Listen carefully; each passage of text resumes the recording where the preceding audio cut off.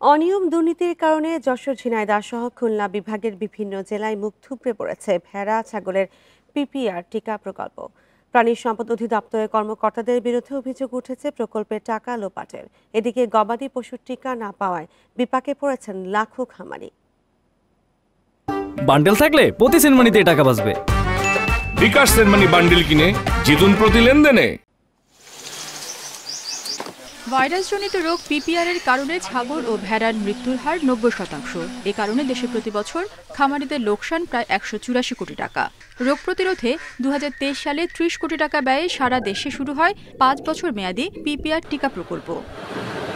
সারা দেশে 4,500-এর বেশি স্বেচ্ছাসেবককে ভ্যাকসিন দেওয়ার জন্য নিয়োগ দেওয়া হয়। তাদের সম্মানী ডোজ প্রতি 5 টাকা মওকুফ করা হয় ভ্যাট ট্যাক্সও।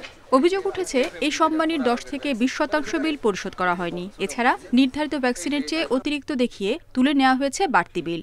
কাজ শেষে আমরা ছোট বড় ইউনিয়ন সবাই মিলে একটা ভাগযোগ করি, সেখানে আমাদের 1 লক্ষ করে টাকা দিয়েছে, বাদ বাকি টাকা স্যারেরা কেটে রেখে দিয়েছে। খালি স্ট্যাম্পে স্বাক্ষর করে নেয়, নিয়ে পরে ওনারা কিন্তু ওই যে বেশি করে ডোজ লিখে নিয়েছে। এই জন্য যে অভিযোগের কথা বললেন যে হয়তো কোথাও 40,000 50,000 ডোজ ভ্যাকসিন, ওনারা কিন্তু বেশি দেখে ওই বিলটা কিন্তু ওনারা উঠাই নিয়েছে ওই সময়ে। কর্মকর্তাদের দাবি, বিল তোলার অফিস খরচ হিসেবে ভ্যাকসিনেটরদের টাকা কেটে রাখা হয়েছে।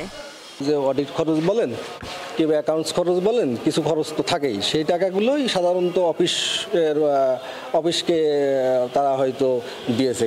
প্রকল্প চলাকালে খোলা বাজারে পিপিআর ভ্যাকসিন কেনাবেচা নিষিদ্ধ করেছে মন্ত্রণালয়। তাই গবাদি পশুর টিকা না পাওয়ায় বিপাকে পড়েছেন অনেক খামারি। এবছরের টিকা আমাকে পাইনি, সত্যি কথা যেটা। কোনোদিন ফ্রি ভ্যাকসিন পাইনি এবং সরকারি লোক আসেনি।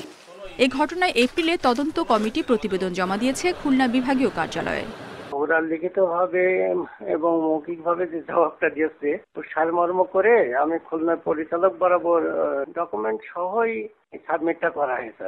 প্রাণী সম্পদ অধিদপ্তরের তথ্য অনুযায়ী বাংলাদেশে ছাগল প্রায় 3 কোটি আর ভেড়ার সংখ্যা অন্তত 39 লাখ।